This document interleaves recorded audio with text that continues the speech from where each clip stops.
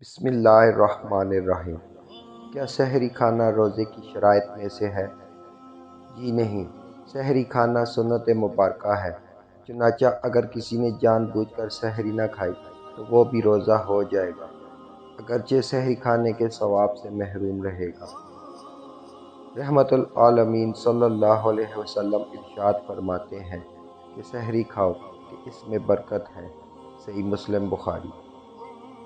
سرور کونین صلی اللہ علیہ وسلم کا فرمان ہے، ہمارے اور اہل کتاب کے روزوں میں فرق سحری کا لقمہ ہے۔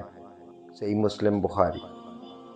سید الانبیاء صلی اللہ علیہ وسلم فرماتے ہیں کہ سحری کل کی کل برکت ہے، اسے نہ چھوڑنا، اگرچہ ایک گھونٹ پانی ہی پی لو، کیونکہ سحری کھانے والوں پر اللہ تعالیٰ اور اس کے فرشتے درود بھیجتے ہیں۔ اللہ تعالیٰ کے درود بھیجنے سے مراد رحمت نازل فرمانا اور فرشتوں کے درود بھیجنے کا مطلب دعائیں مغفرت کرنا ہے۔ افطار